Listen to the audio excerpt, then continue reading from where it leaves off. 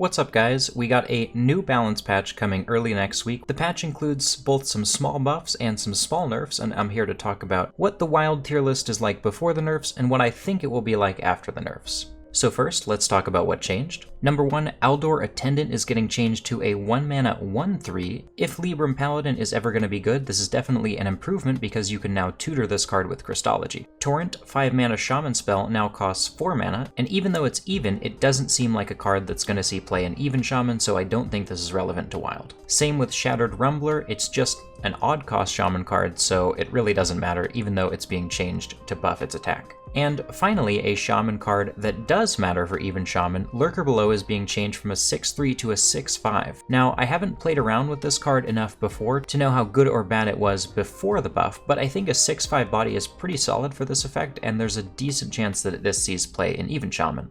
And now for the nerfs, Priestess of Fury is getting changed to a 7-mana 6/5. Now this is big because this card saw a lot of play in Odd Demon Hunter, and it's pretty darn good, so I think a small change to its health total makes sense. Its effect is so aggressive and its stat line was already so good on top of that. This is a pretty fair change, and I think it will knock Odd Demon Hunter down a little bit along with the next change, which is Crimson Sigil Runner is being changed to a 1-mana 1/1. Now, I think this card definitely gets cut from Odd Demon Hunter now because a 1/1 isn't really great unless you play it on the Outcast, and the draw card effect is strong, but probably you would just prefer to run another card than having to draw off of this guy. So I think this card gets cut from Odd Demon Hunter, and Priestess I feel like we'll still see play, but we'll have to see.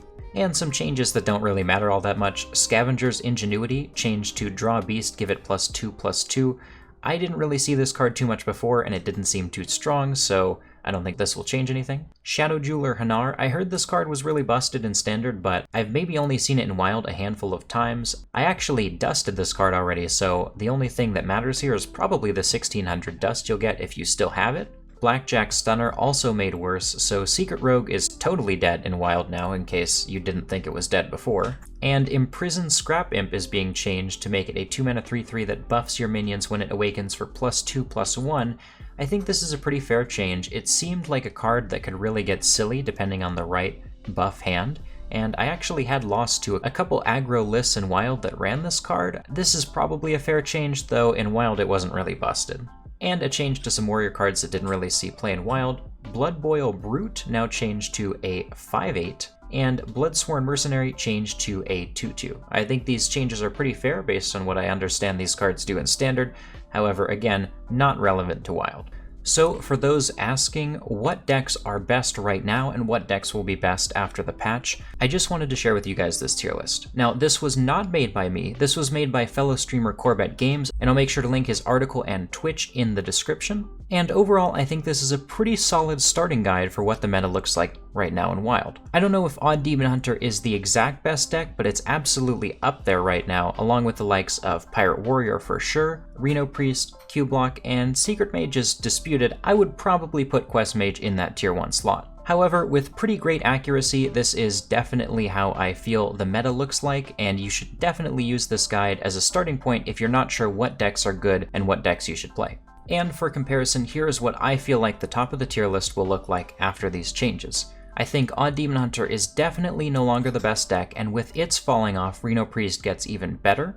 I think in our current aggro meta, Reno Priest definitely makes sense as the number 1 deck because it can go toe-to-toe with both aggro and control, and it has that combo win condition that means it can even out-combo certain combo decks. Pirate Warrior is also super strong because it can just high roll just about anyone from turns 1, 2, and 3. Quest Mage benefits from Odd Demon Hunter being knocked off a little bit, and so I think it jumps up to maybe mid-tier 1, though it could be a little lower depending on what people play.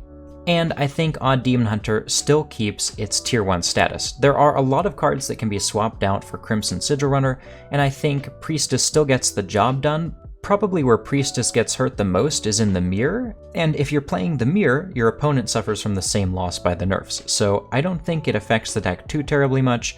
It's still tier 1, and there are great replacements.